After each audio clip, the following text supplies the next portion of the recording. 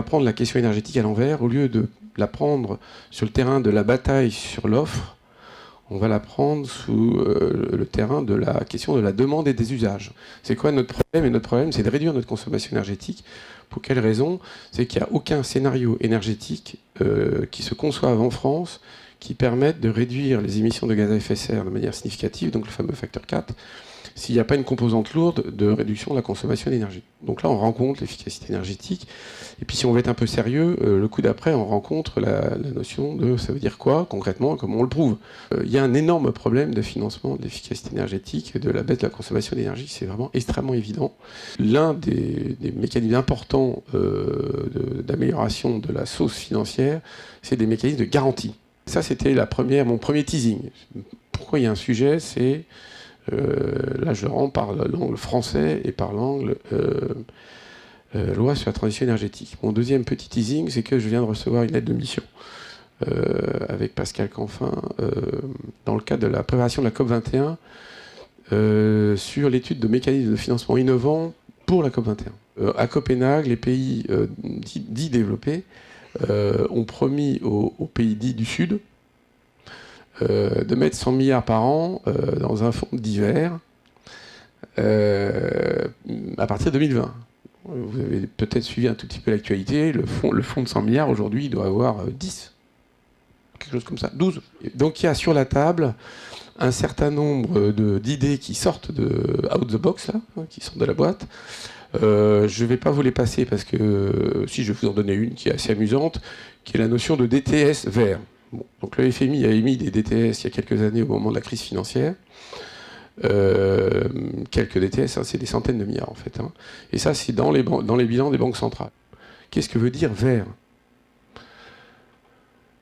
Alors, faut donc là, qu'est-ce que ça veut dire vert? Alors, grosso modo, on sait pas bien. En fait, il n'y a pas vraiment d'accord international sur ce sujet. Moi, mes petites idées, c'est comme on est sur le climat, il y a une sous-famille de vert qui est bas carbone. Bon. Et comme j'ai dit en début de mon propos agitateur, que pour faire du bas carbone, il faut au moins réduire notre consommation d'énergie, puis c'est un des leviers, je pense qu'on peut dire que efficace énergétiquement, ou plus efficace énergétiquement, c'est quelque chose qui fait partie de la famille vert. Sauf que si on veut que ce soit vraiment vert, il faut qu'on garantisse le vert. Le fameux Mario Draghi, il balance des liquidités à notre tour de bras et il est d'accord pour acheter des actifs. Nous, on a envie de dire, c'est sympa, mais mettez une prime sur les actifs verts.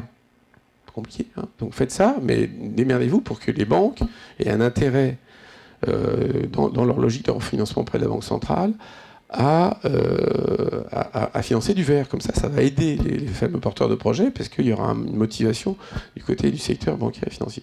J'ai une troisième entrée qui est le paysage bancaire et financier. Le paysage bancaire et financier, d'un point de vue de Sirius, il est toujours assez simple. Il se pose deux questions. Il se pose la question du rendement et la question du risque. Dans nos sujets en général, on a un petit problème de rentabilité. Souvent, les opérations ont du mal à démontrer qu'elles sont rentables. Le passage d'une source d'énergie carbonée à une source d'énergie décarbonée, c'est le passage de quelque chose de moins intensif à capital à quelque chose de plus intensif à capital. Donc qui pose un problème de rendement évident du point de vue du financement.